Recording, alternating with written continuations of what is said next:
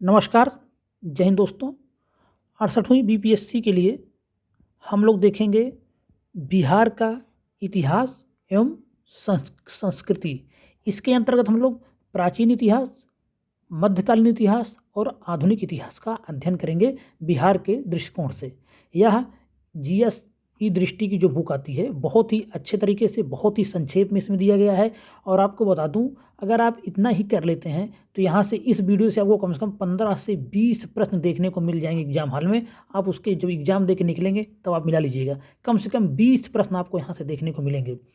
तो हम लोग देर ना करते हुए आगे बढ़ते हैं। उससे पहले एक बात कहना चाहेंगे, जो भी वीडियो को पहली बार देख रहा हो, चैनल पे पहली बार आया है, वीडियो पूरा देखें, पसंद आए तो लाइक करें और आपसे अनुरोध है चैनल को सब्सक्राइब जरूर करें। सीधे हम देखेंगे बिहार के प्राचीन इतिहास में प्रागैतिहासिक कालीन बिहार से पूर्व पुराकाष्ठ काल में अगर पूछा जाए बिहार में कहाँ कहाँ पाया जाता स्रोत, तो मुंगेर में पाया जाता है, नालंदा में पाया जाता है और वाल्मीकि नगर पश्चिमी चंपारण में। जब पूर्व पुरापाषाण काल के अवशेषों की बात होती है तो मुंगेर, नालंदा और पश्चिमी चंपारण वाल्मीकि नगर में मिलता है। उसके बाद अगर हम नवपाषाण युग के बारे में बात करें तो चिरांद पूछा जाता है। नवपाषाण कालीन स्थल चिरांद किस जिले में स्थित है, तो यह है सारण जिले में स्थित है। ताराडीह किस जिले में स्थित है, गया जिले में स्थित है। उसके बाद चेचर किस जिले में स्थित है, वैशाली में स्थित है। पूछा जाता है सेनुआर किस जिले में स्थित है, तो रोहतास में स्थित है। मनेर किस जिले में स्थित है, पटना में। चिरांद, चेचर, सेनुआर, ताराडीह और मनेर, यह कौन से स्थल हैं, नवपाषाण युगीन स्थल हैं बिहार के अंतर जो पाए जाते हैं। उसके बाद तारपाषाण युग की बात होती है। सोनपुर, ताराडीह, सेनुआर, मनेर, चिरांद जो कि सारण जिले में स्थित है, चेचर और मांझी, यह सब पाए जाते हैं। यह सब हैं तारपाषाण कालीन स्थल। तो चेचर कहाँ स्थित है, हमने अभी आपको बताया वैशाली में। चिरांद कहाँ है, सारण में। उसी तरह ताराडीह कहाँ पे है, ताराडीह है गया में। सेनुआर कहाँ है, सेनुआर है रोहतास में। तो यह सब प्रश्न बन सकता है कि तारपाषाण कालीन स्थल सेनुआर कहाँ है, रोहतास में। तारपाषाण कालीन स्थल ताराडीह कहाँ है, गया में। उसी प्रकार चिरांद कहाँ है, तो चिरांद है सारण में। इसी प्रकार मनेर कहाँ है, पटना में स्थित है। तो चेचर कहाँ है, चेचर है वैशाली में। तो यह सब बन सकते हैं। आपको याद रखना है कि ये सब स्थल कहाँ पे हैं, ये तारपाषाण कालीन स्थल है। कौन कौन, चेचर, मांझी, मनेर, सोनपुर, ताराडीह और सेनुआर, चिरांद, ये सब क्या है, तारपाषाण कालीन स्थल हैं। उसके बाद और प्रश्न देखते हैं। 6वीं शताब्दी ईस्वी पूर्व में बिहार में स्थित महाजनपद। प्रश्न यहाँ से निकल के आते हैं, बहुत महत्वपूर्ण। अंग महाजनपद, 3 महाजनपद थे, अंग, उसके बाद वज्ज और मगध। अंग महाजनपद के देखेंगे। प्रथम उल्लेख इसका हुआ अथर्ववेद में। राजधानी इसकी मालिनी थी, जिसका अन्य नाम चंपा या चिनप्पो, वर्तमान स्थित है आधुनिक भागलपुर व मुंगेर में। दूसरा महाजनपद है वज्ज संघ, राजधानी वैशाली आधुनिक बसाड़ में। संस्थापक नाम निर्दिष्ट या नमोदिष्ट। 8 जनों का संघ था, जिसमें वज्ज, लिच्छवी, ज्ञात्री, विदेह, उग्र, भोग, कुरु और इक्ष्वाक शामिल थे। तीसरा महाजनपद है मगध। मगध का प्रथम उल्लेख अथर्ववेद में। संस्थापक बृहद्रथ। प्रारंभिक राजधानी गिरिवज या राजगीर। परवर्ती राजधानी बाद में उदयन ने बना दिया, क्या, उदयन ने बनाया था पाटलिपुत्र, याद रखेंगे। गंगा और सोन नदी के संगम पर स्थित है, याद रखेंगे। परीक्षा की दृष्टि से कुछ महत्वपूर्ण प्रश्न देखते हैं। पुरापाषाण कालीन यशुलरी संस्कृति से संबंधित उपकरण एवं फूस की झोपड़ियाँ प्राप्त हुई। पुरापाषाण कालीन यशुलरी संस्कृति से संबंधित उपकरण एवं फूस की झोपड़ी कहाँ से प्राप्त हुई, पैसरा, कहाँ पे है, मुंगेर में। दूसरा प्रश्न है, प्रारंभिक पाषाण कालीन की कुल्हाड़ी प्राप्त हुई है जठियन, नालंदा से। तो देखिए 2 प्रश्न बहुत महत्वपूर्ण बन गए। प्रारंभिक पाषाण कालीन कुल्हाड़ी कहाँ से प्राप्त हुई है, जेठियन, नालंदा से। और यशुलरी संस्कृति से संबंधित उपकरण एवं फूस पुरापाषाण कालीन कहाँ से प्राप्त होते हैं, पैसरा, मुंगेर से। तो पैसरा याद रखें कहाँ पे है, मुंगेर में। जेठियन कहाँ पे है, नालंदा में। उसके बाद हम एक बात और कहना चाहेंगे आगे बढ़ने से पहले। अगर आपको इसका PDF चाहिए तो आपको ज्वाइन करना पड़ेगा @TechIAS, और आपको वहाँ पर इसका PDF मिल जाएगा। इसके अलावा वीडियो को अगर आपको पसंद है तो उसे लाइक करें और चैनल को सब्सक्राइब जरूर करें। अब हम बात करेंगे हर्यक वंश के बारे में। संस्थापक कौन था? बिंबिसार। 544 से 492 ईस्वी पूर्व। वैवाहिक संबंध कौशल की राजकुमारी महाकोसला जो प्रसेनजीत की बहन थी उससे संबंध स्थापित किया। वैशाली की राजकुमारी चेलन्ना से, मद्रकुल की राजकुमारी क्षेमा से। इसने बिंबिसार ही पहला ऐसा राजा था जिसने वैवाहिक कूटनीति शुरू किया। क्या शुरू किया? वैवाहिक कूटनीति शुरू करने वाला पहला राजा, सबसे पहला राजा कौन हुआ? बिंबिसार। 3 राज्यों से विवाह किया, कौशल की राजकुमारी महाकोसला, वैशाली की राजकुमारी चेलन्ना और मद्रकुल की राजकुमारी क्षेमा से। बात करें इसका जो राजवैद था उसको था जीवक। बिंबिसार का राजवैद कौन था? जीवक। और बिंबिसार की जो उपाधि हुआ थी श्रेणीय की उपाधि। यह प्रश्न पूछा जाता है कि बिंबिसार की उपाधि श्रेणीय किसे कहते हैं? तो बिंबिसार को। सेना में पहली बार हाथियों का प्रयोग किसने किया? बिंबिसार ने। याद रखेंगे, बहुत महत्वपूर्ण प्रश्न है, पीडीएफ में आईएमपी दिख रहा है आपको। सेना में पहली बार हाथियों का प्रयोग किसने किया? बिंबिसार ने। अंगनरेश ब्रह्मदत्त पर इसने विजय प्राप्त किया था। किसने? बिंबिसार ने। अंगनरेश ब्रह्मदत्त पर इसने विजय प्राप्त किया। सेना में पहली बार हाथियों का प्रयोग किया। श्रेणीय उपाधि धारण किया। राजवैद जीवक था, यह भी पूछा जाता है। किसका वैद राजवैद था? जीवक। तो यह था बिंबिसार का। आगे बात करेंगे अजात शत्रु। चंपा का प्रांतपाल था। प्रसेनजीत की पुत्री वजीरा से इसका विवाह हुआ। इसका अन्य नाम कुणिक था। बौद्ध धर्म का अनुयायी था। प्रथम बौद्ध संगीति इसी के समय हुआ। वैशाली पर विजय प्राप्त किया। 16 वर्षीय युद्ध में भाग लिया। महाशिलाकंटक व रथमूलक अस्त्र का प्रयोग किया। अजातशत्रु के कूटनीतिक थे वत्सकार एवं सुनिधि। मक्खालपुत्र गोसाल की मृत्यु इसी के शासनकाल में हुई। तो अजातशत्रु से जो प्रश्न आते हैं वह आता है कहाँ का यह प्रांतपाल था? चंपा का। याद रखेंगे। एक कुणिक किसका नाम था? यह प्रश्न आता है तो अजातशत्रु का, इसको याद रखेंगे। प्रथम बौद्ध संगीति हुई, इसको याद रखेंगे। कहाँ पे हुई थी? राजगीर या राजगृह की वल्लभी पहाड़ियों पे। महाशिलाकंटक व रथमूलक अस्त्र का प्रयोग किया, इसको याद रखेंगे। मक्खालिपुत्र गोसाल की मृत्यु किसके शासनकाल में हुई? तो अजातशत्रु के शासनकाल में हुई। यह बहुत महत्वपूर्ण है, यह भी पूछा जाता है। उसके बाद हम बात करते हैं उदयन के बारे में। 460 से 444 ईसा पूर्व है उदयन। पाटलिपुत्र की स्थापना किया और पुराना नाम इसका कुसुमपुर था। राजधानी राजगृह से पाटलिपुत्र को स्थानांतरण किया। इसका उत्तराधिकारी अनिरुद्ध हुआ। फिर मुंडक आया। फिर नागदशक हर्यक वंश का अंतिम शासक। यह प्रश्न महत्वपूर्ण हो जाता है कि हर्यक वंश का अंतिम शासक कौन था? वह था नागदशक। जो भी प्रश्न पूछा जाता है वो आपको मैं इंपॉर्टेंट बता दे रहा हूँ। ये पूछा जाता है राजधानी का हस्तांतरण किसने किया? पाटलिपुत्र, तो उसने उदयन ने किया। पाटलिपुत्र की स्थापना किसने किया? उदयन ने किया। किस नदी पर स्थित है? तो गंगा व सोन नदी के संगम पर स्थित है पाटलिपुत्र। आगे बात करते हैं शिशुनाग वंश। तो नागदशक हर्यक वंश का यह अंतिम शासक था। इसके बाद शिशुनाग वंश की स्थापना हुई। कौन किया था? नागदशक का अमात्य था वह काशी का राज्यपाल। कौन था? शिशुनाग। संस्थापक कौन था इसका? शिशुनाग, जो कि नागदशक का अमात्य व काशी का राज्यपाल था। तो पहला प्रश्न यही आता है कि शिशुनाग राजा बनने से पहले कहाँ का राज्यपाल था? तो काशी का राज्यपाल था। वह अमात्य था नागदशक का। राजधानी इसने, देखिए, राजधानी पाटलिपुत्र से वैशाली ले गया। यह बहुत महत्वपूर्ण प्रश्न है कि राजधानी पाटलिपुत्र से वैशाली कौन ले गया? तो शिशुनाग ले गया। और अवंती, वत्स एवं कौशल को मगध में विलय किया। प्रश्न आता है अवंती, वत्स एवं कौशल को किसने मगध में विलय किया? शिशुनाग ने। और इसका अयोध्या में 2 अभिलेख भी, वो भी फेमस है, आगे चर्चा करेंगे अभी हम। कालाशोक, अन्य नाम इसका काकवर्ण था। वैशाली में द्वितीय बौद्ध संगीति। काकवर्ण पूछा जाता है कि इसका नाम था कालाशोक का। और वैशाली में द्वितीय बौद्ध संगीत शावक मीर उसके अध्यक्ष हुए। यह बहुत महत्वपूर्ण हो जाता है। शावक मीर उसके अध्यक्ष थे। द्वितीय बौद्ध संगीत वैशाली में, याद रखेंगे। अंतिम शासक हुआ नंदिवर्धन पंचमक। तो यह कोई बहुत महत्वपूर्ण नहीं है। कालाशोक को काकवर्ण और वैशाली में द्वितीय बौद्ध संगीत की वजह से जाना जाता है। उसके बाद बात करेंगे अब आया नंदवंश। एक कोड आपको बता दूं, हसीना। इस कोड को याद रखेंगे। हर्यक वंश, फिर आया शिशुनाग वंश, फिर नंदवंश। ये 3 वंश आपको जो मगध पर राज करते हैं सीधे आपको मिल जाएंगे। हसीना। आगे बढ़ते हैं। संस्थापक कौन है? महापद्म नंद।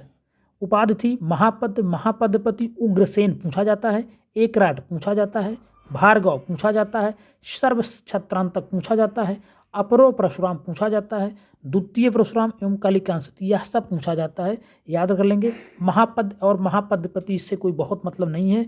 उग्रसेन, एकराट, भार्गव, सर्वछत्रांतक, अपरो परशुराम, द्वितीय परशुराम एवं कालिकांस, यह सब पूछा जाता है। तो सब किसकी उपाधि है? महापदम नंद का, बहुत महत्वपूर्ण है। इसका मंत्री कल्पक था। विजय प्राप्त हुआ था इक्ष्वाकु, पांचाल, कौशे, कुरुत, यह सब नहीं पूछा जाता है। कलिंग से जिनकी मूर्ति उठा लाया था, हाथी गुम्फा अभिलेख बताता है कि कलिंग से जिनकी मूर्ति उठा लाया था, तो किसने लाया था? महापदम नंद ने। ये प्रश्न पूछा जाता है कि कलिंग से जिनकी मूर्ति उठा लाया था किसने? महापदम नंद ने। इसमें कुल 9 शासक थे नंद वंश में। अंतिम शासक कौन था? घनानंद, सिकंदर का समकालीन था। देखते हैं अंतिम शासक घनानंद के बारे में, प्रश्न यहाँ से पूछा जाता है। इसका कुछ नाम थे। अग्रमीज इसका एक नाम है, यह याद रखेंगे। मंत्री इसका सकटाल था। सिकंदर का समकालीन, यह प्रश्न आता है कि नंद वंश का कौन सा शासक सिकंदर का समकालीन था? तो घनानंद। घनानंद के बाद होते हैं मौर्य वंश। मौर्य वंश स्थापना किसने किया था? चंद्रगुप्त मौर्य ने। इनका अन्य नाम है सैंड्रोकोटस, एंड्रोकोटस या सैंड्रोकोप्टस। मंत्री थे चाणक्य। मृत्यु इनकी हुई थी श्रवणबेलगोला में सल्लेखना द्वारा। आचार्य भद्रबाहु उस समय इनके साथ थे। राजधानी पाटलिपुत्र, यूनानी नाम उसका था पालीब्रोथा। तो यह सब चंद्रगुप्त मौर्य के बारे में बहुत महत्वपूर्ण है। इनकी अन्य नाम जो है, विलियम जोन्स ने इनको सैंड्रोकोटस कहा था। मृत्यु हुई थी श्रवणबेलगोला में दक्षिण भारत में, और राजधानी पाटलिपुत्र। आगे बात करेंगे। चंद्रगुप्त सेल्यूकस के बीच में युद्ध हुआ था 305 ईस्वी पूर्व में। यह डेट ही पूछी जाती है कि किस ईस्वी में हुआ था, तो 305 ईसा पूर्व में हुआ था। सेल्यूकस और चंद्रगुप्त के बीच में, चंद्रगुप्त मौर्य के बीच में किस नदी किनारे हुआ था? सिंधु नदी के किनारे युद्ध हुआ था। चंद्रगुप्त की विजय हुई। सेल्यूकस की पुत्री हेलेना का विवाह चंद्रगुप्त से हो गया। सेल्यूकस का राजदूत मेगस्थनीद भारत आया था सेल्यूकस के दरबार में। चंद्रगुप्त द्वारा सेल्यूकस से 5 जो प्राप्त हुए क्षेत्र थे दहेज के रूप में, एरिया मतलब हेरात, कांधार, मकरान और काबुल, यह सब दहेज के रूप में प्राप्त हो गया था। बिंदुसार चंद्रगुप्त मौर्य का पुत्र था। यह माता का नाम दुर्धरा था। सिजेरियन तकनीकी से जन्म लेने वाला प्रथम शासक था। देखिए कितना महत्वपूर्ण प्रश्न यहाँ से बन रहा है कि सिजेरियन तकनीक से जन्म लेने वाला प्रथम शासक कौन था? तो वह था बिंदुसार। इसका भी मंत्री चाणक्य रहा था, बाद में खल्लाटक बन गया। बिंदुसार के अगर नामों के बारे में बात करें तो भद्रसार, और इसको भद्रसार कहा जाता है पुराणों में। जैन ग्रंथों में सिंहसेन कहा जाता है। यूनानी में अमित्र चेटस कहा जाता है। तो यह प्रश्न पूछा गया है कि अमित्र चेटस किसको कहा जाता है? तो बिंदुसार को अमित्र चेटस कहा जाता है। संस्कृत में अमित्र घात, यह भी पूछा गया है कि अमित्र घात किसको कहा जाता है? तो अमित्र घात किसको कहा जाता है? बिंदुसार को, यह भी महत्वपूर्ण है। चीनी में बिंदुपाल कहा जाता है, कभी नहीं पूछा गया, याद रखेंगे। लेकिन चीनी में बिंदुपाल, अमित्र घात, सिंहसेन, अमित्र चेटस, ये सब किसके नाम है? बिंदुसार के नाम है। अशोक के बारे में बात करेंगे। बिहार के जब भी कोई परीक्षा देंगे, अशोक से आपको 1 से 2 प्रश्न हर हाल में और हर बार देखने को मिलता है। तो इसके पिता का नाम बिंदुसार था। माता था सुब्रधांगी, माता के अन्य नाम धम्मा भी था। पत्नी थी इनकी देवी पद्मावती कारुआ की, 3 विवाह हुआ था। पुत्र था जालौक, महेंद्र, तीवर व कुणाल, 4 पुत्र थे। तिस्रक्षिता भी इनकी पत्नी थी, और इनकी जो पुत्री थी संघमित्रा और चारुमती। बात करेंगे अशोक के नाम। अशोक वर्धन कहा गया है विष्णु पुराण में। मास्की अभिलेख में बुद्ध शाक। मगधाधिराज कहा गया भाब्रू लेख में। उसके बाद अशोक कहा गया है मास्की, गुर्जरा, नेतुर एवं उडगोलन लेख में। तो यहाँ से प्रश्न आया हुआ है किस अभिलेख में अशोक का नाम अशोक पढ़ा गया? मास्की में पढ़ा गया, गुर्जरा में, नेतुर में एवं उडगोलन लेख में। तो याद रखेंगे 4 में पढ़ा गया अशोक का नाम अशोक। ये बहुत महत्वपूर्ण है। और अगर कुछ और महत्वपूर्ण है तो विष्णु पुराण में क्या कहा गया है? अशोक वर्धन, यह भी पूछा जा सकता है। उसके बाद अशोक के अभिलेख देखेंगे। इनकी खोजकर्ता कौन थे? टी फैंथलर। सबसे पहले किसने पढ़ा? जेम्स प्रिंसेप ने। कौन सा अभिलेख पढ़ा था? दिल्ली टोपरा अभिलेख। अभिलेखों का लेखक कौन था? चापड़। तो तीनों प्रश्न महत्वपूर्ण हो जाते हैं। खोजकर्ता टी फैंथलर, सबसे पहले कौन पढ़ा? जेम्स प्रिंसेप ने। लेखक कौन था अभिलेखों का? चापड़। यह तीनों महत्वपूर्ण हो जाते हैं। उसके बाद हम बात करेंगे अशोक के अभिलेखों की लिपि के बारे में। अरामाइक लिपि, लघुमान एवं तक्षशिला जो पश्चिम भारत से प्राप्त होते हैं, लघुमान एवं तक्षशिला ये आरामाइक लिपि में है, उत्तर पश्चिम भारत से प्राप्त होते हैं। खरोष्टी, शाहबाजगढ़ी और मानसेरा अभिलेख ये दो खरोष्टी लिपि में हैं। सनरेकुना अभिलेख आरामाइक प्लस यूनानी द्विभाषिक लेख है। सनरेकुना अभिलेख आरामाइक और यूनानी भाषा में। अन्य समस्त अभिलेख एवं गुहालेख ब्राह्मी लिपि में लिखे गए हैं। भाषा प्राकृति तो ये महत्वपूर्ण है। आरामाइक लिपि का अभिलेख कहाँ प्राप्त हुआ? लघुमान एवं तक्षशिला के पास। शाहबाजगढ़ी एवं मानसेरा से बहुत महत्वपूर्ण है। खरोष्टी अभिलेख प्राप्त होकर खरोष्टी लिपि का अभिलेख प्राप्त होता है। सनरेकुना अभिलेख पूछा नहीं गया अभी तक, लेकिन पूछा जा सकता है। या द्विभाषिक अभिलेख था, आरामाइक और यूनानी, और बाकी सब ब्राह्मी लिपि में। और भाषा का चर्चा करें तो भाषा थी इन सभी की प्राकृत भाषा। याद रखेंगे, बहुत महत्वपूर्ण है भाषा प्राकृत। बात करेंगे बिहार में स्थित अशोक के अभिलेख तो लघु शिलालेख प्राप्त हुआ कहाँ से? सासाराम से। स्तंभ लेख कहाँ से प्राप्त हुए? लौरिया नंदनगढ़ पश्चिमी चंपारण, लौरिया अरेराज पूर्वी चंपारण और रामपुरवा पश्चिमी चंपारण। तो याद रखेंगे लौरिया नंदनगढ़ पश्चिमी चंपारण और रामपुरवा पश्चिमी चंपारण, यह तीनों लेख बहुत महत्वपूर्ण है। साथ में है लौरिया अरेराज, यह है पूर्वी चंपारण में, कंफ्यूज नहीं होना है। लौरिया नंदनगढ़ और रामपुरवा पश्चिमी चंपारण में है, लौरिया अरेराज कहाँ पे है? पूर्वी चंपारण में। उसके बाद गुहालेख बराबर पहाड़ी से गया से प्राप्त हुआ। खोज किसने किया था? हैरिंगटन ने। तो एक गुहालेख जो प्राप्त हुआ बराबर पहाड़ी से, उसके खोजकर्ता कौन से? 1785 ईस्वी हैरिंगटन।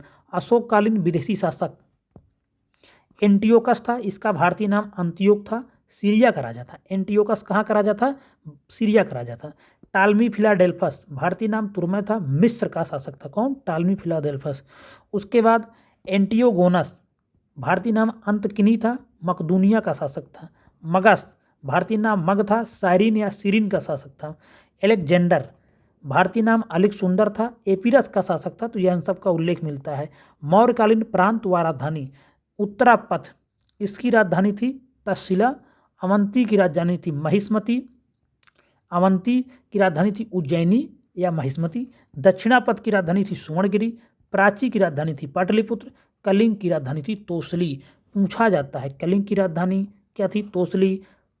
प्राची की क्या राजधानी थी? पाटलिपुत्र। दक्षिणापथ की राजधानी क्या है? सुवर्णगिरी। उत्तरापथ की राजधानी क्या है? तक्षशिला। अवंती की राजधानी क्या थी? उज्जैनी या महिष्मती। उसके बाद बात करेंगे शुंग वंश। संस्थापक पुष्य मित्र संघ। 2 अश्वमेध यज्ञ हैं, पुरोहित प्लस पतंजलि। पुरोहित कौन थे? पतंजलि थे। धनदेव का अयोध्या अभिलेख, धनदेव का अयोध्या अभिलेख किससे संबंधित है? तो पुष्य मित्र संघ से संबंधित है, बहुत महत्वपूर्ण है। यूपीपीसीएस में आया हुआ है कि धनदेव का अयोध्या अभिलेख किससे संबंधित है? तो भैया यह है पुष्य मित्र संघ से। 2 अश्वमेध यज्ञ भी इसने किया था। इनके पुरोहित कौन थे? पतंजलि। इनकी उपाधि सेनानी या पूछी जाती है कि सेनानी किसकी उपाधि है? तो पुष्यमित्र संघ का। कुल इसमें 10 शासक हुए। अंतिम शासक था देवभूति, राजधानी इसकी पाटलिपुत्र ही। उसके बाद देखते हैं अंतिम शासक इनको। इसके बाद कन्न वंश के संस्थापक हुआ वासुदेव। अंतिम शुंग शासक देवभूत की हत्या करके वासुदेव बना। और बता दें आपको जो शुंग वंश था वह भी एक ब्राह्मण वंश था, और जो कन्वायन वंश है या कन्न वंश यह भी एक ब्राह्मण वंश है। तो दोनों ब्राह्मण वंश हैं। संस्थापक इसका वासुदेव। अंतिम शासक हुआ सुशर्मा, ब्राह्मण वंश था। तो अंतिम शासक कौन था? सुशर्मा, ब्राह्मण वंश था। कुल 4 शासक हुए, वासुदेव, नारायण, भूमिमित्र और सुशर्मा अंतिम शासक। परीक्षा की दृष्टि से कुछ महत्वपूर्ण प्रश्न देखते हैं। बिंदुसार के दरबार में रहने वाले आजीवक भविष्यवक्ता का क्या नाम था? पिंगल वत्स। ये अशोक के सम्राट बनने की भविष्यवाणी किया था। तो यह प्रश्न महत्वपूर्ण हो सकता है कि बिंदुसार के दरबार में रहने वाले आजीवक भविष्यवक्ता कौन थे? पिंगल वत्स। यह अशोक के सम्राट बनने की भविष्यवाणी करता है। बिंदुसार द्वारा सीरिया के शासक एंटियोकस प्रथम से क्या क्या मांगा गया था? एंटियोकस प्रथम से क्या मांगा था? तो अंगूरी मदिरा, सूखी अंजीर और एक दार्शनिक। तो देखिए विदेशी लोग भी समझदार थे। अंगूरी मदिरा भिजवाया था, सूखी अंजीर भिजवाया था, लेकिन दार्शनिक नहीं दिया इसने। चंद्रगुप्त के साथ श्रवण बेलगोला जाने वाले जैन आचार्य कौन थे? तो आते भद्रबाहु। यह भी बहुत महत्वपूर्ण प्रश्न है। दक्षिण भारत की पहाड़ियों पर इनका निधन हुआ था। प्रश्न लेखना द्वारा प्राचीन काल में सबसे बड़ी मंत्रिपरिषद किसकी थी? तो प्राचीन काल में सबसे बड़ी मंत्रिपरिषद बिंदुसार की थी। यह भी प्रश्न बहुत महत्वपूर्ण है। बिंदुसार के प्रमुख पुत्र कौन थे? सुसीम सबसे बड़ा, अशोक तीसरे सबसे छोटा था और अशोक यही राजा बना था, याद रखेंगे। उसके बाद हम बात करेंगे पाल वंश, युगीन बिहार। पाल वंश का संस्थापक कौन था? गोपाल। 750 से 770 ईस्वी पूर्व मगध पर अधिकार हो गया। ओदंतपुरी विश्वविद्यालय की स्थापना की। प्रश्न आता है कि पाल वंश का संस्थापक कौन था, यह भी महत्वपूर्ण है। और ओदंतपुरी विश्वविद्यालय की स्थापना किसने किया? तो ओदंतपुरी विश्वविद्यालय की स्थापना किया था गोपाल ने। उसके बाद हम बात करेंगे धर्मपाल। धर्मपाल की एक उपाधि उत्तरापथ स्वामी। विक्रमशिला विश्वविद्यालय भागलपुर की स्थापना की और सोमपुरी बिहार का निर्माण कराया। तो यह दोनों प्रश्न महत्वपूर्ण हो जाते हैं। विक्रमशिला विश्वविद्यालय की स्थापना किसने करवाया? उत्तरापथ स्वामी किसकी उपाधि थी? और सोमपुरी बिहार का निर्माण किसने कराया? तो यह सब बहुत महत्वपूर्ण है। धर्मपाल की उपाधि उत्तरापथ स्वामी। विक्रमशिला विश्वविद्यालय की स्थापना किसने कराया? भागलपुर में धर्मपाल ने। और सोमपुरी बिहार का निर्माण किसने कराया? तो धर्मपाल ने। अब बात करेंगे देवपाल। राजधानी मुंगेर थी इसकी। प्रतिहार शासक मिहिर भोज पर इसने विजय प्राप्त किया। नालंदा में जावा के शासक बालपुत्र देव द्वारा छात्रावास का निर्माण। नालंदा का प्राचार्य था उस समय आचार्य वीरदेव। तो प्रश्न आता है कि नालंदा में कहाँ के शासक ने छात्रावास का निर्माण कराया था? तो जावा के शासक बालपुत्र देव किसके समय में? देवपाल से 5 गांव मांग कर वहीं पे कराया था। देवपाल की राजधानी मुंगेर थी। प्रतिहार शासक मिहिर भोज पर यह विजय प्राप्त किया था किसने? देवपाल ने। मगध का उत्तर गुप्त वंश। राजधानी क्या थी? पाटलिपुत्र। संस्थापक कृष्णगुप्त। अभिलेख अफसरगढ़ लेख। यह लेख बहुत महत्वपूर्ण है। कौन सा? अफसर लेख किससे संबंधित है? तो ये मगध के उत्तर गुप्त वंश से संबंधित है, कृष्णगुप्त से। याद रखेंगे, मगध का उत्तर गुप्त वंश से संबंधित कौन सा लेख है? अफसर लेख। बात करेंगे सेन वंश। स्थापना किसने किया था? सामंत सेन ने। सर्वाधिक शक्तिशाली शासक था विजय सेन। कर्नाट वंशीय नन्नदेव पर विजय प्राप्त किया। बल्लाल सेन दान सागर व अद्भुत सागर नामक ग्रंथों की रचना किसने किया? विजय सेन ने। याद रखेंगे, बल्लाल सेन दान सागर व अद्भुत सागर नामक ग्रंथों की रचना किसने किया है? विजय सेन ने। महत्वपूर्ण हो सकता है। सर्वाधिक शक्तिशाली शासक था या सेन वंश का। अंतिम शासक हुआ लक्ष्मण सेन। इसके बारे में आप लोग पढ़े हुए हैं। दरबारी कवि गीत गोविंद के रचयिता जयदेव। यह प्रश्न आया हुआ है एग्जाम में कि गीत गोविंद के रचयिता जयदेव किसके दरबार में थे? तो लक्ष्मण सेन के दरबार में थे। याद रख लेंगे। बख्तियार खिलजी द्वारा यह पराजित हो गया था। तो यहीं पे इसका काम तमाम हो जाता है। उसके बाद हम बात करेंगे मिथिला का कर्नाट वंश। बहुत महत्वपूर्ण है मिथिला का कर्नाट वंश। संस्थापक नान्यदेव। पहला प्रश्न तो यहीं से आता है कि मिथिला के कर्नाट वंश का संस्थापक कौन है? नान्यदेव। पाल वंशीय रामपाल का समकालीन है यह। उपाधि कर्नाट कुलभूषण। राजधानी सिमरावगढ़। तो कर्नाट वंश की राजधानी क्या है? सिमरावगढ़। यह भी प्रश्न आता है बार बार। प्रमुख शासक हुआ नरसिंह देव। और बख्तियार खिलजी को नजराना पेश करने वाला शासक कौन था? नरसिंह देव। बात करेंगे हरि सिंह देव की। गयासुद्दीन तुगलक के बंगाल अभियान समय यह शासक था हरि सिंह देव। पंजी प्रबंध का विकास किया। मिथिला का स्वर्णयुग। कर्नाट वंश का अंतिम शासक। कर्नाट वंश का अंतिम शासक कौन था? हरि सिंह देव। महत्वपूर्ण है। पंजी प्रबंध का विकास किया इसने। मिथिला का स्वर्णयुग पूछा जाएगा किसको, किसके शासनकाल को कहा जाता है? तो हरि सिंह देव के शासनकाल को मिथिला का स्वर्णयुग कहा जाता है। यही कर्नाट वंश का अंतिम शासक था। गयासुद्दीन तुगलक के बंगाल अभियान के समय यह शासक था मिथिला का। तो हरि सिंह देव के समय मिथिला का स्वर्ण युग कहा जाता है। पंजी प्रबंध का विकास किया। इन 2 पॉइंट पर विशेष ध्यान देंगे। कर्नाट वंश का अंतिम शासक था। बात करेंगे परीक्षा दृष्टि से कुछ महत्वपूर्ण प्रश्न। पाल वंश का अंतिम शासक रामपाल था। यह भी याद रखेंगे, महत्वपूर्ण हो सकता है। स्थापना किसने किया था? गोपाल ने। उदंतपुरी विश्वविद्यालय की स्थापना भी गोपाल ने ही किया था। कैवर्त विद्रोह के समय कौन शासक था? तो रामपाल शासक था मगध का कैवर्त विद्रोह के समय। बात करेंगे कवि सोड्डल द्वारा उत्तरापथ स्वामी की उपाधि किसको दी गई? धर्मपाल को। बहुत महत्वपूर्ण प्रश्न है, आया हुआ भी है यह। कवि सोड्डल द्वारा उत्तरापथ स्वामी की उपाधि किसको दी गई? धर्मपाल को। ओदंतपुरी महाविहार किस नदी के किनारे स्थित है? तो ओदंतपुरी महाविहार बहुत महत्वपूर्ण है। गोपाल ने स्थापना करवाया इसका। किस नदी के किनारे है? पंचानन नदी के किनारे स्थित है। पंचानन नदी के किनारे स्थित है। याद रखेंगे।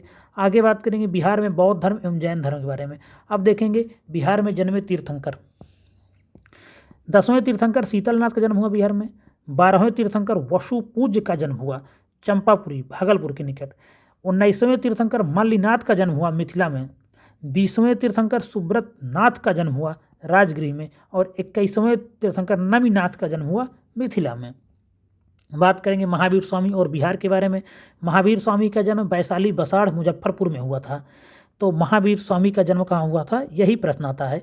कहाँ पे हुआ था, वैशाली बसाड़ आधुनिक मुजफ्फरपुर में। कैवल्य प्राप्ति कहाँ पे हुआ, ऋजुपालिका नदी के तट पर जृंभिक ग्राम में साल वृक्ष के नीचे इनको ज्ञान की प्राप्ति हुई। यहाँ से प्रश्न आता है किस नदी के किनारे हुआ था ज्ञान प्राप्त या कैवल्य की प्राप्ति, तो ऋजुपालिका नदी के किनारे पर जृंभिक ग्राम में साल वृक्ष के पीछे, या वृक्ष भी पूछा जाता है, महत्वपूर्ण है। प्रथम उपदेश इन्होंने कहाँ दिया था, तो राजगृह में बराकर नदी के तट पर विपुलाचल पहाड़ी पर प्रथम उपदेश दिया था। उसी प्रकार महात्मा बुद्ध ने प्रथम उपदेश कहाँ दिया था, में ऋषिपत्तनम में। तो अभी उसको आगे पढ़ेंगे हम लोग। राजगृह में बराकर नदी के तट पर विपुलाचल पहाड़ी पर प्रथम उपदेश दिया था किसने, महावीर स्वामी ने। प्रथम वर्षावास अस्तिका ग्राम में। निर्वाण कहाँ प्राप्त हुआ, पावापुरी राजगृह के समीप। बहुत महत्वपूर्ण है, इनका निधन यहीं पे हो गया था, पावापुरी राजगृह के समीप। परीक्षा दृष्टि से महत्वपूर्ण प्रश्न देखते हैं। बिहार में निर्वाण प्राप्त करने वाले तीर्थंकरों की संख्या है 2। कौन कौन, महावीर स्वामी पावापुरी और वसुपूज चंपा। तो महावीर स्वामी कहाँ मरे थे या निर्वाण कहाँ प्राप्त हुई, पावापुरी में। और वसुपूज कहाँ था, चंपा में, भागलपुर के निकट। सम्मेद शिखर झारखंड पर निर्वाण प्राप्त करने वाले तीर्थंकरों की संख्या। सम्मेद शिखर पर जनजातियों के कुछ लड़ाई झगड़े कारण बहुत चर्चा में रहा सम्मेद शिखर। यहाँ से प्रश्न इस बार पूछा जा सकता है। तो सम्मेद शिखर पर 20 तीर्थंकरों की मौत हुई है।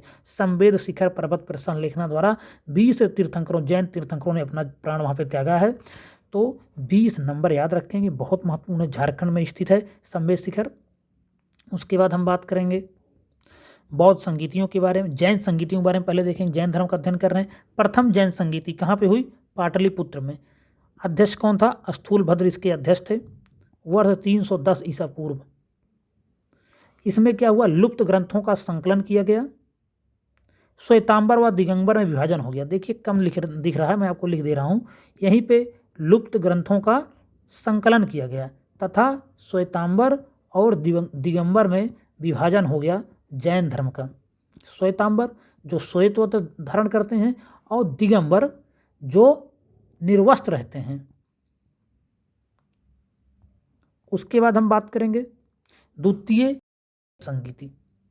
परिणाम क्या हुआ, ग्रंथों का इसमें भी संकलन किया गया। वल्लभी गुजरात में हुआ। देवर्धि क्षमा श्रवण इसके अध्यक्ष थे। देवर्धि क्षमा श्रवण इसके अध्यक्ष रहे। वर्ष 512 ईस्वी में। द्वितीय 2 ही संगीतियाँ हुई थी जैन धर्म में। प्रथम कहाँ पे हुई थी, पाटलिपुत्र में, बहुत महत्वपूर्ण है। उत्तराखंड पीसीएस 2021 का जो प्री हुआ था 3 अप्रैल 2022 को, उसमें यह प्रश्न आया था कि प्रथम जैन संगीत कहाँ हुई, पाटलिपुत्र में, बहुत महत्वपूर्ण है। अध्यक्ष हुए स्थूलभद्र, यह भी बहुत महत्वपूर्ण है। लुप्त ग्रंथों का संकलन हुआ और श्वेतांबर जो श्वेत वस्त्र धारण करने वाले हैं और दिगंबर, इन दोनों में क्या हुआ, डिवाइड हो गया जैन धर्म। श्वेतांबर से संबंधित थे आचार्य स्थूलभद्र और दिगंबर संबंधित थे भद्रबाहु, ये भी याद रखेंगे। द्वितीय संगीत कहाँ हुई, वल्लभी गुजरात में। देवर्धि क्षमा श्रवण अध्यक्ष हुए 512 ईस्वी में। परिणाम हुआ, इसमें भी कुछ ग्रंथों का संकलन हुआ। अब हम बात करेंगे बौद्ध संगीत के बारे में। प्रथम बौद्ध संगीति कहाँ हुई, अध्यक्ष थे महाकश्यप। कहाँ पर हुई है, शासक थे अजातशत्रु और ये राजगृह सप्तपाणी गुफा में हुई 483 ईसा पूर्व में, गौतम बुद्ध के निधन के बाद। तो गौतम बुद्ध के निधन के बाद हुई है, याद रखेंगे। अध्यक्ष कौन था, महाकश्यप। शासक अजातशत्रु, बहुत पूछा जाता, महत्वपूर्ण है। कहाँ हुई, यह भी पूछा जाता, बहुत महत्वपूर्ण है।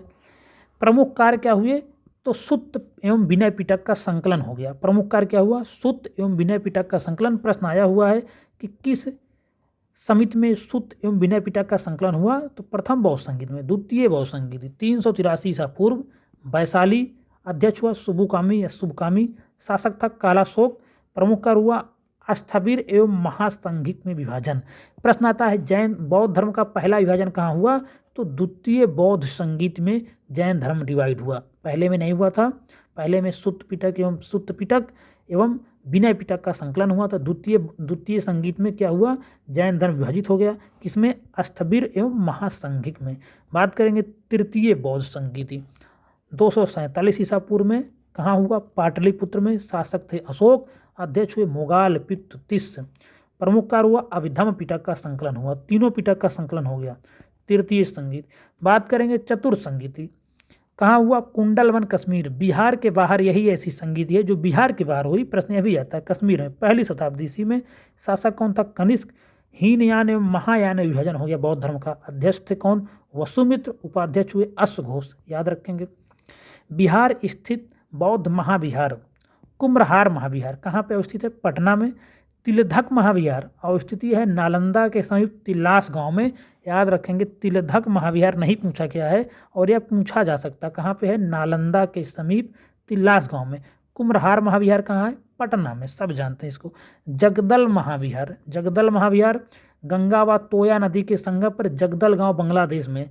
पाल वंशीय शासक रामपाल ने इसका स्थापना कराया था। लौरिया नंदनगढ़ महाविहार स्थित वर्तमान में बेतिया पश्चिमी चंपारण में। लौरिया नंदनगढ़ कहाँ स्थित महाविहार, यह है पश्चिमी चंपारण में वर्तमान में। टकसाल के साक्ष्य मिले यहाँ से, और टकसाल के साक्ष्य कहाँ से मिलते हैं, यहीं से मिलते हैं। लौरिया कहाँ से मिलते हैं, लौरिया नंदनगढ़ से ही टकसाल के साक्ष्य मिलते हैं। बात करेंगे अब सोयतपुर महाविहार के बारे में, कहाँ स्थित है, हाजीपुर के निकट चेचर ग्राम में। चेचर का भी चर्चा हुआ था, अब यह वर्तमान में हाजीपुर में आता है। विशाल स्तूप संभवतः आनंद का रहा था। तो सोयतपुर महाविहार कहाँ है, हाजीपुर में। उसके बाद हम बात करते हैं बिहार स्थित प्राचीन विश्वविद्यालय। सबसे पहला मशहूर विश्वविद्यालय है नालंदा, संस्थापक कुमारगुप्त प्रथम। 3 पुस्तकालय थे, रत्नसागर, रत्नोदधि, रत्नरंजन। कुलपति थे शीलभद्र। जब ह्वेन-सांग आया था तो उस समय पूछा जा सकता कुलपति कौन थे, शीलभद्र थे। धर्मपाल से, शीलभद्र से पूर्व राहुल मित्र इत सिंह के समय थे, और राहुल श्रीभद्र अंतिम कुलपति थे। तो धर्मपाल था शीलभद्र से पूर्व कुलपति, और राहुल मित्र कब थे, जब इत सिंह आया था तो उस समय राहुल मित्र थे, और जब राहुल श्रीभद्र अंतिम कुलपति। इसको याद रखेंगे, जब नालंदा जलाया गया तो उसमें कौन कुलपति था, राहुल श्रीभद्र। पूछा जा सकता है कि अंतिम कुलपति नालंदा का कौन था, राहुल श्रीभद्र। बात करेंगे उदंतपुरी विश्वविद्यालय का, 2 बार चर्चा कर चुका हूँ मैं। संस्थापक गोपाल था। वर्तमान अवस्थिति है वर्तमान बिहार शरीफ में, तंत्र विद्या का केंद्र था। तो कौन सा विश्वविद्यालय प्राचीन काल में तंत्र विद्या का केंद्र था, तो वह था उदंतपुरी विश्वविद्यालय, संस्थापक गोपाल। यह सभी प्रश्न पूछे जा सकते हैं। उसके बाद हम बात करते हैं विक्रमशिला विश्वविद्यालय के बारे में। विक्रमशिला विश्वविद्यालय कोसी एवं गंगा के संगम पर स्थित है। धर्मपाल, जिनकी उपाधि थी विक्रमशील, ने यह स्थापना कराया। कोसी एवं संगम पर स्थित है। भागलपुर, कहाँ वर्तमान लोकेशन की बात करें कहाँ यह है, तो भागलपुर में स्थित है। स्थापना किसने कराया, धर्मपाल ने। कोसी एवं संगम नदी के संगम पर है, कोसी एवं गंगा नदी के संगम पर स्थित है। विक्रमशिला विश्वविद्यालय भागलपुर में पूछा जा सकता है। संस्थापक था धर्मपाल। वज्रयान संप्रदाय का प्रमुख केंद्र था, वज्रयान संप्रदाय का प्रमुख केंद्र था। यह प्रश्न पूछा जा सकता है कि कौन सा विश्वविद्यालय वज्रयान संप्रदाय का प्रमुख केंद्र है बिहार में, तो वह था विक्रमशिला विश्वविद्यालय भागलपुर। प्रमुख विद्वान यहाँ पर कौन कौन थे, दीपंकर, श्रीज्ञान, अतीश, बैरोचन, रक्षित एवं अभयंकर गुप्त आदि। आगे बात करते हैं मध्यकालीन बिहार। तो यहाँ पे आपका कौन सा, प्राचीन बिहार यहीं पे आपका समाप्त हो गया है, प्राचीन कालीन बिहार। अब हम बात करेंगे मध्यकालीन बिहार के बारे में।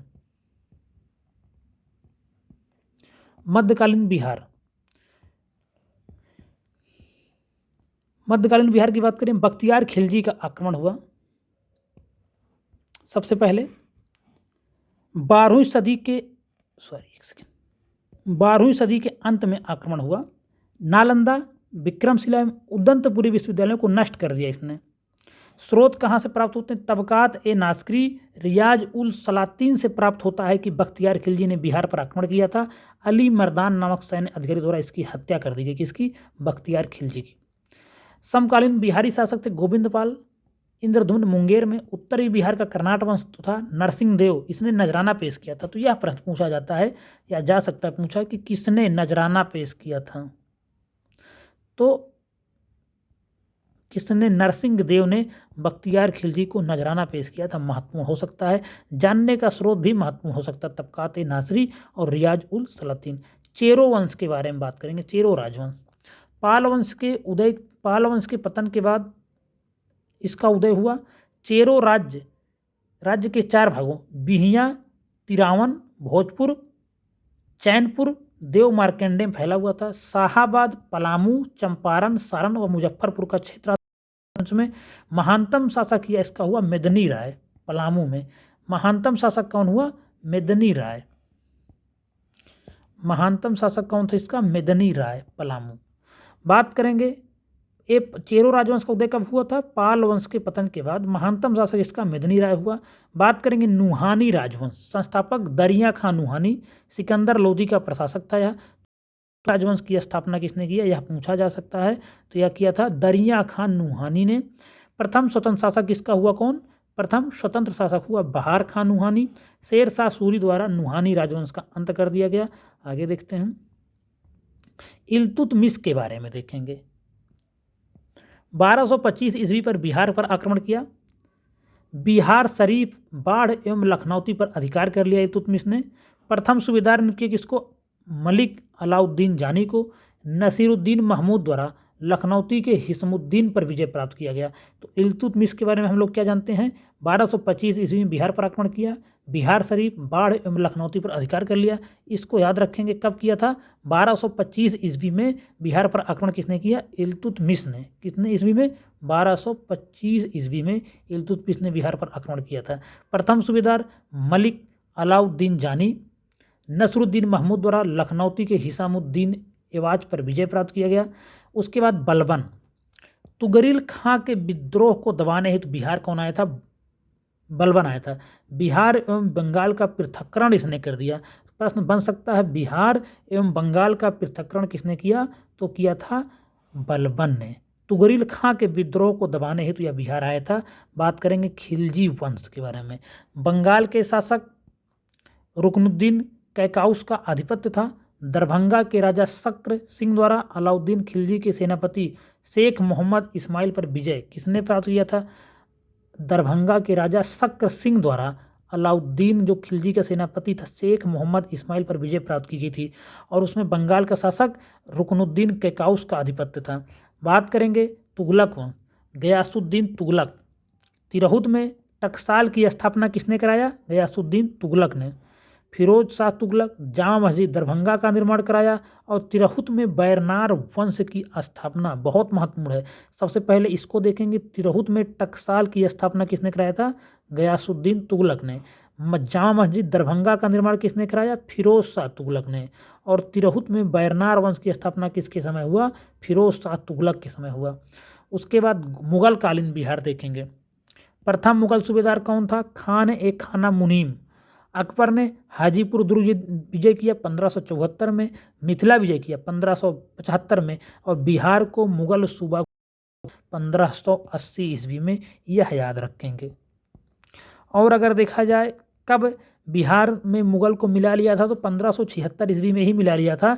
लेकिन बिहार को मुगल सूबा घोषित किया। अगर यह प्रश्न आता है तो 1580 ईस्वी। जहांगीर शाहजादा खुर्रम का विद्रोह बिहार में ही हुआ। फर्रुखसियर अजीमाबाद पटना में राज्याभिषेक हुआ। यह प्रश्न बार बार आता है। कौन सा ऐसा मुगल शासक था जिसका राज्याभिषेक पटना या अजीमाबाद में हुआ? तो वह था फर्रुखसियर।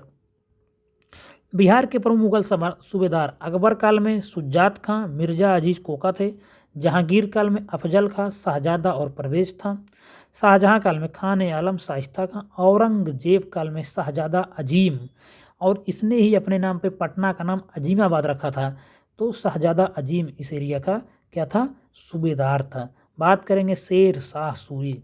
बचपन फरीद। पूछा जाता है कि शेर शाह सूरी के बचपन का नाम क्या था? फरीद था। पिता का क्या नाम था? हसन खां। सासाराम का जागीरदार था। उपाधियाँ शेर खां की उपाधि, हजरत आला की उपाधि इसने धारण किया था। 2 उपाधियाँ थी, शेर खां और हजरत आला की उपाधि। बात करेंगे प्रथम युद्ध इसने किया चौसा का युद्ध 1539 में हिमाऊ के खिलाफ। बिलग्राम का युद्ध 1540 में हिमाऊ को रगड़ा इसने। 2 युद्ध में इसने हिमाऊ को रगड़ दिया। किसमें? चौसा के युद्ध 1539 में और बिलग्राम या कन्नौज के 1540 में। 1545 में इसका निधन हो गया। इसका मकबरा था सासाराम में बना हुआ है, सासाराम रोहतास जिले में इसका मकबरा स्थित है। 1545 में इसका निधन हो गया। उसके बाद हम बात करेंगे बिहार के मध्यकालीन अभिलेख। बुद्धसेन का अभिलेख, बिहार शरीफ अभिलेख, ये तो बिहार के सब मध्यकालीन अभिलेख हैं। लेकिन जो पूछा जाता है कि राजगीर का जैन अभिलेख किससे संबंधित है, तो वह फिरोज तुगलक से संबंधित है। भभुआ अभिलेख किसका है, शेर शाह का। और मोहम्मद बिन तुगलक का बेनीबन अभिलेख। 3 अभिलेख याद रखेंगे। राजगीर का जैन अभिलेख किससे संबंधित है, फिरोज शाह तुगलक से। भभुआ अभिलेख, तो भभुआ तो भाई जहाँ सासाराम के आसपास है तो शेर शाह से ही संबंधित होगा, उधर उसका राज था। और बेनीबन अभिलेख यह है मोहम्मद बिन तुगलक से। बेनीबन और बिन तुगलक याद रखेंगे, पूछा जा सकता है कि बेनीबन अभिलेख किससे संबंधित है, तो मोहम्मद बिन तुगलक से संबंधित है। हम बात करेंगे यूरोपियों का बिहार आगमन। आधुनिक भारत तरफ बढ़ चले हम लोग। पुर्तगाली, सर्वप्रथम आगमन किसका हुआ, पुर्तगालियों का। व्यापारिक केंद्र था, हुगली में व्यापारिक केंद्र बनाया और वहीं से ये लोग बिहार तक अपना व्यापार करते, सोरा का व्यापार करते थे बिहार से। डचों ने प्रथम फैक्ट्री जो पटना कॉलेज का उत्तरी बिल्डिंग है उसी में स्थापित किया था, पटना 1632 ईस्वी में। सूती वस्त्र, अफीम व नील का निर्यात करते थे। अंग्रेजों की बात करेंगे तो प्रथम फैक्ट्री इन्होंने कहाँ बनाई, पटना में 1620 में। बिहार की बात हो रही, बिहार में प्रथम फैक्ट्री इन्होंने कहाँ बनाई, 1620 पटना में। अंग्रेज यात्री जॉन मार्थर और पीटर मुंडी आए थे यात्रा बिहार की यात्रा पर। पटना में गोल घर का निर्माण हुआ 1786 में। प्रथम अंग्रेज मजिस्ट्रेट कौन थे, Charles Francis grand. Charles Francis grand प्रथम अंग्रेज मजिस्ट्रेट थे। और पटना में गोल घर का निर्माण हुआ कब, 1786 ईस्वी में। याद रखेंगे, पूछा जाता है कि पटना में गोल घर का निर्माण कब हुआ, 1786 में। और प्रथम अंग्रेज मजिस्ट्रेट पटना में कौन थे, चार्ल्स फ्रांसिस ग्रैंड, 1800। उसके बाद हम लोग बात करेंगे आधुनिक बिहार का इतिहास। प्रमुख विद्रोह देखेंगे। नोनिया विद्रोह कब से कब तक हुआ, 1770 से लेके 1800 ईस्वी तक रहा नोनिया विद्रोह। उसके बाद देखेंगे नोनिया समुदाय द्वारा किया गया सोरा का व्यापार कारण था तिरहुत, हाजीपुर, सारण व पूर्णिया में यह फैला रहा। नोनिया विद्रोह कब से कब तक रहा, तो 1770 से 1800। नोनिया समुदाय द्वारा सोरा का व्यापार इसका प्रमुख कारण था। तिरहुत, हाजीपुर, सारण व पूर्णिया क्षेत्र में हुआ।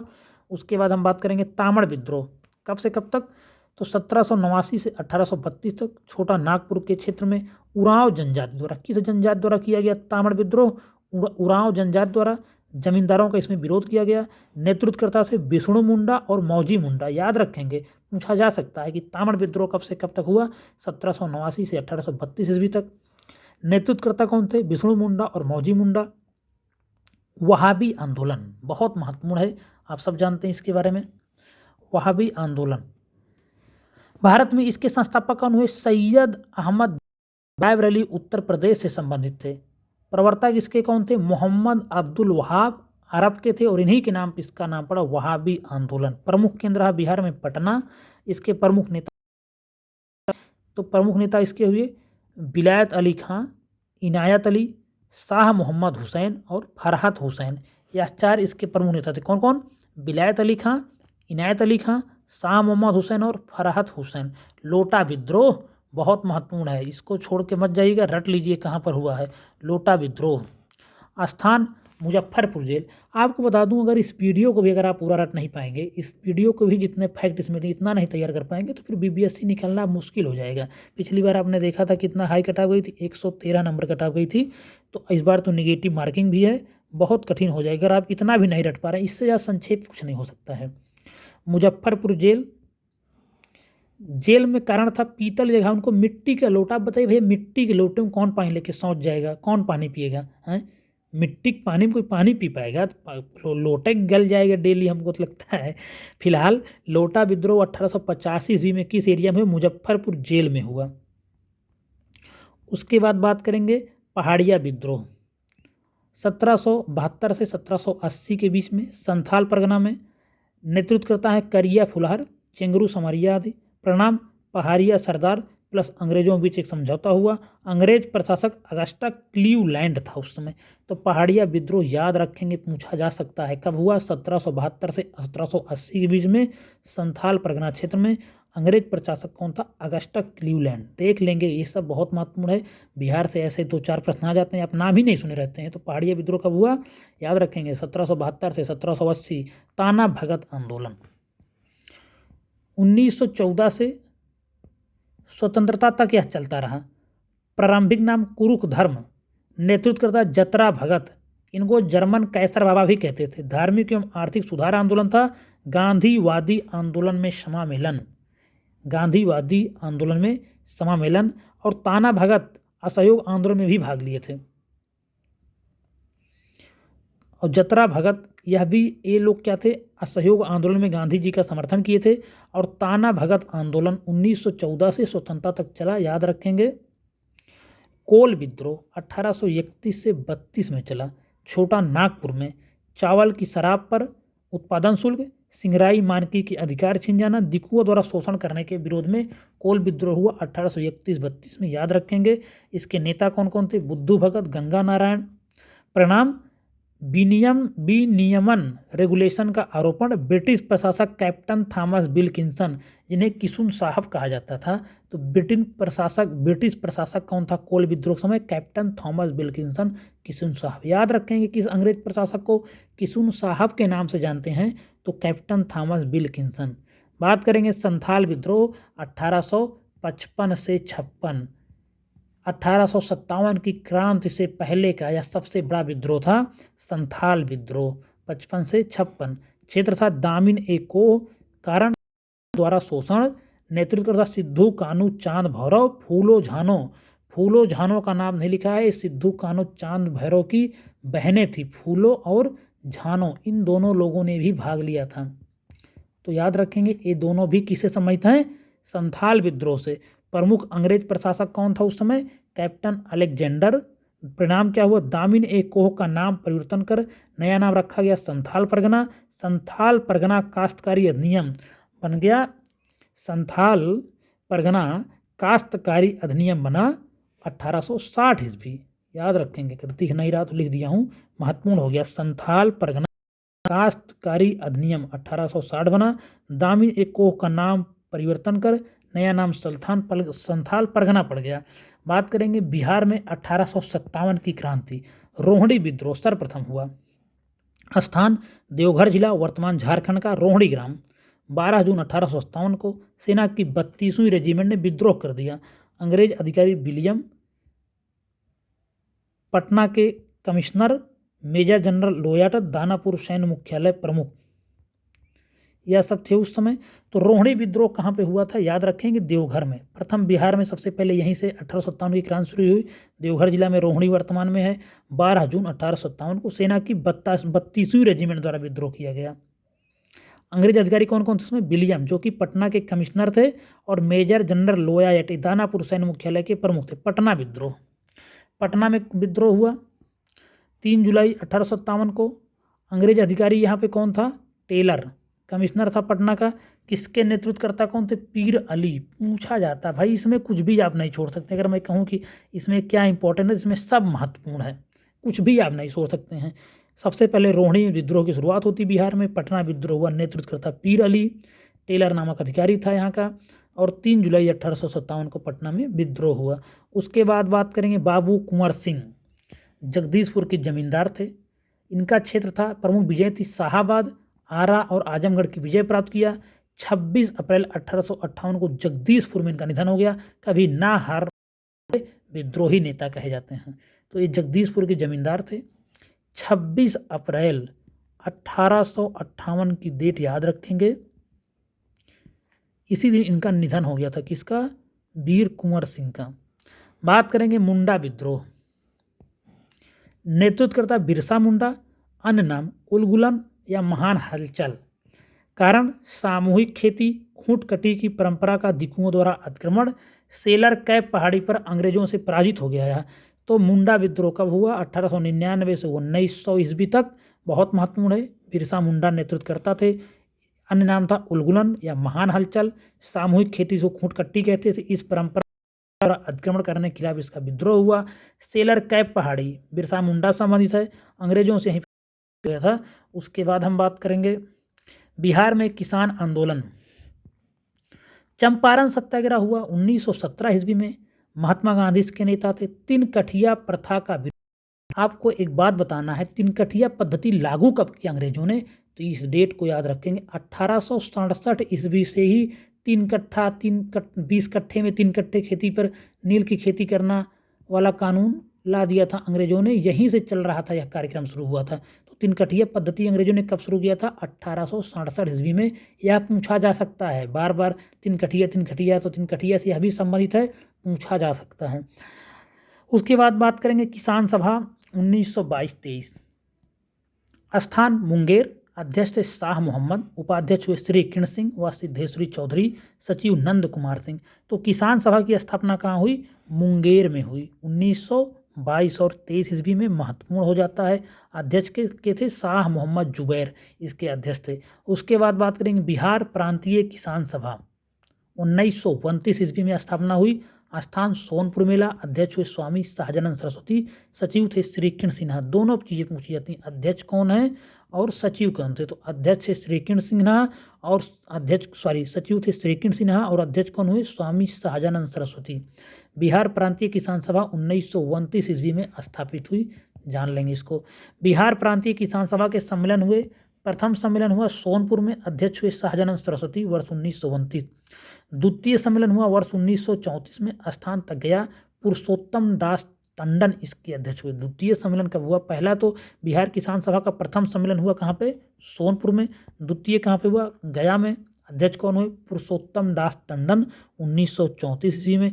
और तीसरा सम्मेलन इसका हुआ वर्ष 1935 में हाजीपुर में। फिर अध्यक्ष हुए स्वामी सहजानंद सरस्वती। तो याद रखेंगे, तीसरा हुआ 1935 में, कहाँ पे? हाजीपुर में। तीनों जगह याद रखेंगे। पहला कहाँ पे हुआ था? सोनपुर मेला में, जहाँ स्थापना हुई 1929 में। दूसरा उसके 5 साल बाद 1934 में गया में पुरुषोत्तम दास टंडन अध्यक्ष हुए। तीसरा फिर लगातार क्रम में हुआ 1935 में ही हाजीपुर में, अध्यक्ष हुए स्वामी सहजानंद सरस्वती। बिहार के प्रमुख क्रांतिकारी बाबाजी ठाकुर दास। पटना में रामकृष्ण सोसाइटी की स्थापना 1906 से 7 में किया। दी मदरलैंड समाचार पत्र का प्रकाशन किसके द्वारा किया गया? बाबाजी ठाकुर दास द्वारा। महत्वपूर्ण है, मदरलैंड समाचार पत्र का प्रकाशन पटना से होता था। किसके द्वारा? बाबाजी ठाकुर दास। पटना में रामकृष्ण सोसाइटी की स्थापना 1906 से 7 ईस्वी में किए। सचिन नाथ सान्याल।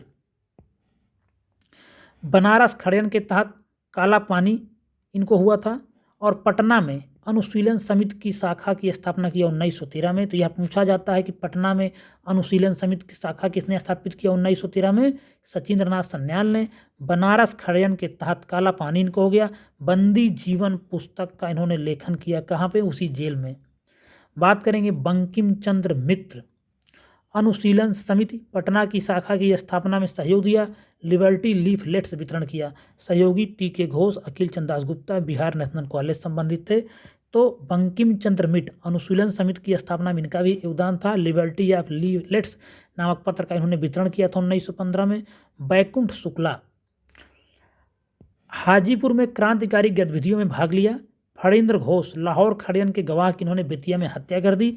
मोतिहारी जेल में फांसी दे दी गई इनको। किसको? बैकुंठ शुक्ल हाजीपुर में क्रांतिकारी गतिविधि में भाग लिए थे। फणींद्र घोष नामक एक इंसान थे जिन्होंने लाहौर खड़यन में गवाह थे, इनकी हत्या, लाहौर खड़यन के गवाह थे, इनकी हत्या इन्होंने बेतिया में कर दी। और इसी के जुर्म में अंग्रेजों ने इनको मोतिहारी जेल में फांसी दे दी। उसके बाद हम बात करेंगे मुजफ्फरपुर का बम कांड 30 अप्रैल 1908। भूलेंगे नहीं यह डेट भैया, 30 अप्रैल 1908। खुदीराम बोस व प्रफुल्ल चाकी। सफलता अगर आपको चाहिए बीपीएससी में तो भैया जितना ही कराया जा रहा है, भैया बहनी जो भी हैं इसको कर लीजिएगा। अगर इतना भी आप नहीं कर पाए तो फिर तो भैया राम ही जानते हैं। लक्ष्य अंग्रेज जज किंग्सफोर्ड, जो कि भारतीयों के खिलाफ बहुत सजा करता था, उसको मारने का प्लान बनाया किसने? खुदीराम बोस और प्रफुल्ल चाकी ने। बम फेंका, लेकिन दुर्भाग्य से जो भारतीयों के पक्ष में रहते थे, भारतीयों का फेवर करते थे, अंग्रेज वकील कैनेडी की पत्नी व पुत्री का निधन हो गया। परिणाम प्रफुल्ल चाकी ने खुद ही ग्लानि से आत्महत्या कर लिया और खुदीराम बोस को फांसी हो गई। खुदीराम बोस के वकील कौन थे? कालिदास बसु। पूछा जा सकता है, ध्यान दे लेंगे, कालिदास बसु। बिहार में home rule league Bankipur Patna में स्थापना हुई 16 दिसंबर 1916 को। किसने किया? मजरूल हक ने, मुजफ्फरपुर शाखा थी यह। तो बिहार में होम रूल लीग, तो होम रूल लीग तो भाई ये जान लीजिए स्थापना कब होगी? 1916 में ही, क्योंकि 16 में आप सब जानते हैं होम रूल लीग पहले बाल गंगाधर तिलक ने, देन एनी बेसेंट ने बनाया। तो वही home rule league Bankipur Patna में स्थापित हुई 16 दिसंबर 1916, मजरूल हक द्वारा। मुजफ्फरपुर शाखा थी। अब मुजफ्फरपुर शाखा के संस्थापक कौन हुए? जनकधारी प्रसाद। इसी की जो मुजफ्फरपुर शाखा थी, इसके संस्थापक कौन हुए? जनकधारी प्रसाद। चंपारण सत्याग्रह मोस्ट इंपॉर्टेंट, यहाँ से प्रश्न हर परीक्षा में आता है। महात्मा गांधी का भारत में प्रथम सत्याग्रह, तीन कठिया प्रणाली के विरुद्ध, राजकुमार शुक्ला द्वारा गांधी जी को आमंत्रण दिया गया। कहाँ पे? लखनऊ। अधिवेशन 1916 ईस्वी। प्रमुख आंदोलनकारी कौन थे? राजेंद्र प्रसाद, अनुग्रह नारायण सिंह, मजरूल हक, ब्रजकिशोर प्रसाद, शंभू शरण दास। तो यह सब थे। तो यहाँ से कौन कौन प्रश्न महत्वपूर्ण बना? यह बना कि महात्मा गांधी के भारत में प्रथम सत्याग्रह कौन था? चंपारण। तीन कठिया पद्धति विरोध में कौन हुआ? चंपारण। राजकुमार शुक्ला द्वारा गांधी जी का आमंत्रण कहाँ दिया गया? लखनऊ। अधिवेशन 1916, यह भी महत्वपूर्ण है। और राजकुमार शुक्ला का गांव मुरली भरहवा। मुरली भरहवा किसका गांव है? राजकुमार शुक्ला की। यह भी प्रश्न बनता है। कौन कौन साथ दिए थे? राजेंद्र प्रसाद, अनुग्रह नारायण सिंह, मजरूल हक, ब्रजकिशोर प्रसाद, शंभू शरण। चंपारण एग्रीगेरियन समिति बनी उसके बाद। गठनकर्ता कौन थे? एडवर्ड अल्बर्ट गेट, इन्होंने यही राज्यपाल थे, वहाँ उपराज्यपाल थे। यह भी पूछा जा सकता है कि चंपारण आंदोलन के समय बिहार का उपराज्यपाल कौन था? तो एडवर्ड अल्बर्ट गेट ये उपराज्यपाल था। एक समिति बनाई गई, चंपारण एग्रीगेरियन समिति। अध्यक्ष हुए FG सलाई। जो मेंबर हुए थे गांधी जी, LC आदामी, कृत्यानंद सिंह, DJ रीड व G रैनी, ये सब उसके मेंबर थे। तो गांधी जी भी इसके मेंबर थे, यह स्टेटमेंट में आ सकता है, याद रखेंगे। उसके बाद बात करेंगे चंपारण सत्याग्रह में गांधी जी का पटना आगमन हुआ 10 अप्रैल 1917। मजरूल हक व बागान मालिक संघ के सचिव जेम्स विल्सन से भेंट किया। मोतिहारी आगमन हुआ 15 अप्रैल 1917। बेतिया आगमन हुआ 22 अप्रैल 1917। हजारीमल धर्मशाला में विश्राम किया। प्रश्न पूछा जा सकता है, बेतिया में किस धर्मशाला में गांधी जी ने विश्राम किया? हजारीमल धर्मशाला में। चंपारण एग्रीगेरियन एक्ट 1918 पारित किया गया। मोतिहारी आश्रम का शिलान्यास किया 24 अप्रैल 1918। महत्वपूर्ण हो सकता है कि मोतिहारी आश्रम का शिलान्यास गांधी जी ने कब किया? तो 24 मई 1918 को। बिहार में असहयोग आंदोलन समर्थन में 6 अप्रैल 1919 को बिहार में हड़ताल हो गई। महात्मा गांधी द्वारा बिहार में राष्ट्रीय महाविद्यालय व बिहार विद्यापीठ का उद्घाटन किया गया 6 फरवरी 1921। PDF में भी इंपॉर्टेंट दिख रहा है और बहुत महत्वपूर्ण है कि महात्मा गांधी द्वारा बिहार में राष्ट्रीय महाविद्यालय व बिहार विद्यापीठ का उद्घाटन कब किया गया, या बिहार विद्यापीठ कब बनी? तो 6 फरवरी 1921। प्रिंस ऑफ वेल्स के पटना आगमन 22 दिसंबर 1921 पर हड़ताल।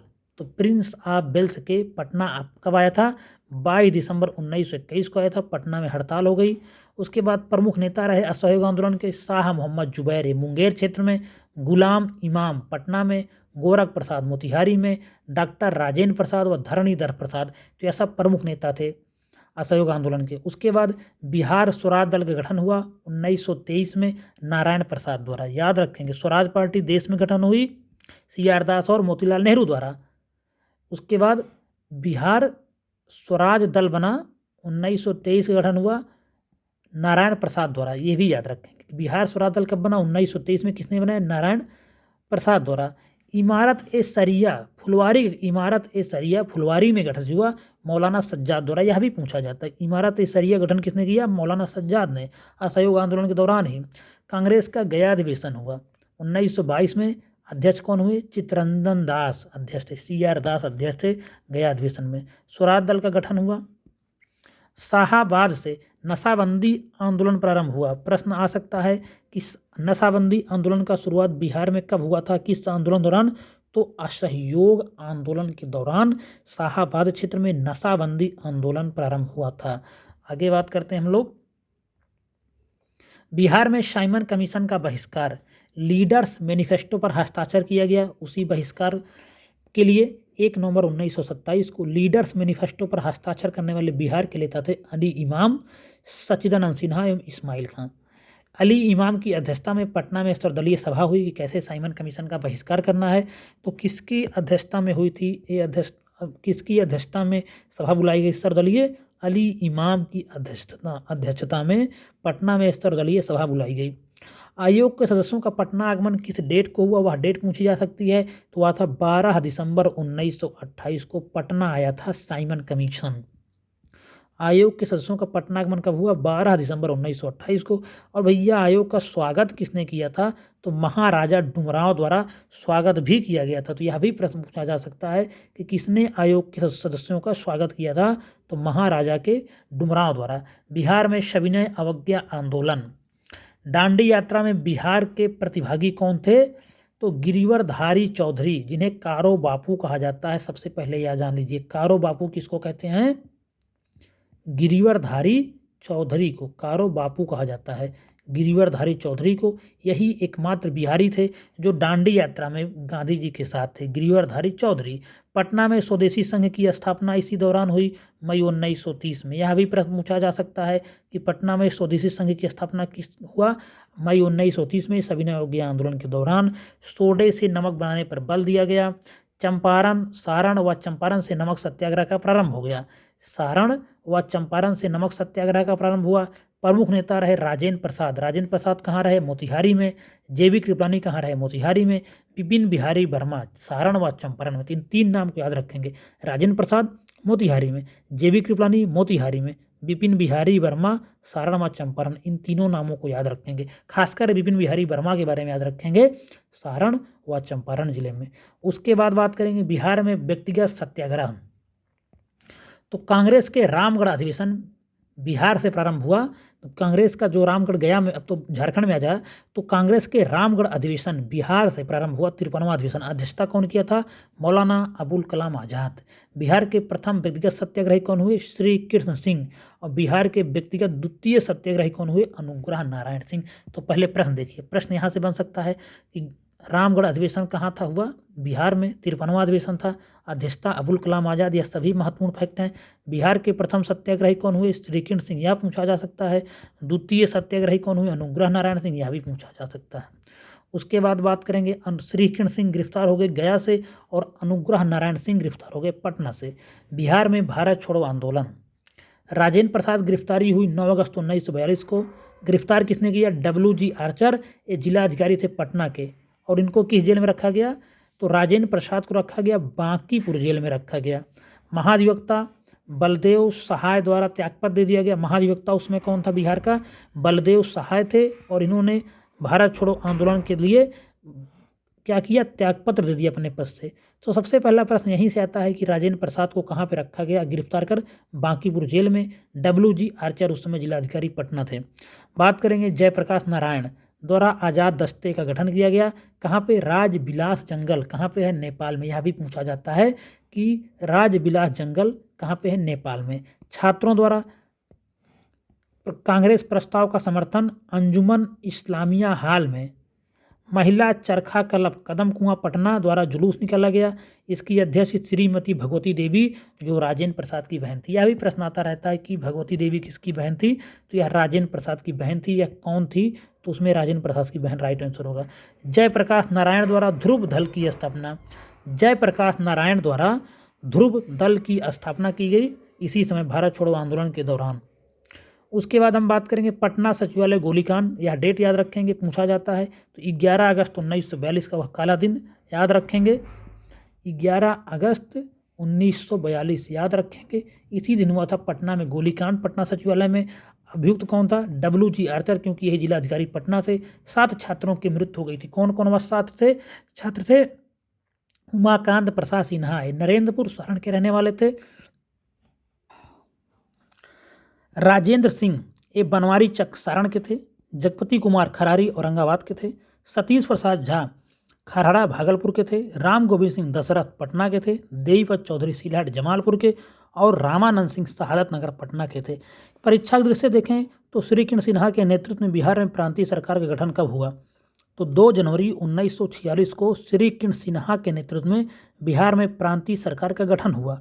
बिहार प्रांतीय किसान सभा के संस्थापक सचिव कौन थे? तो बिहार प्रांतीय किसान सभा के अध्यक्ष थे स्वामी सहजानंद सरस्वती, और जो संस्थापक सचिव थे वह थे श्री कृष्ण सिन्हा। राजकुमार शुक्ला के गांव का क्या नाम था?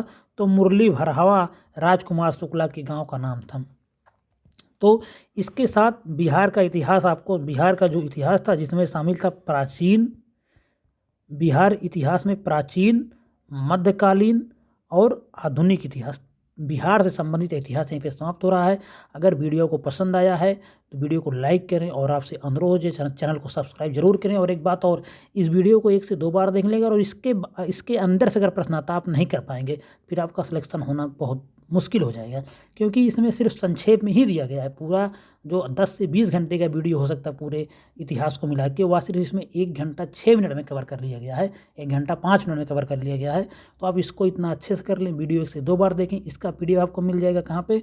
@ आपको टेक IAS सर्च करना है टेलीग्राम पे, यहाँ पे आपको इसका PDF मिल जाएगा। वीडियो यहीं पे समाप्त हो रहा है। वीडियो पसंद आए तो लाइक करें, और आपसे अनुरोध है चैनल को सब्सक्राइब जरूर करें। धन्यवाद।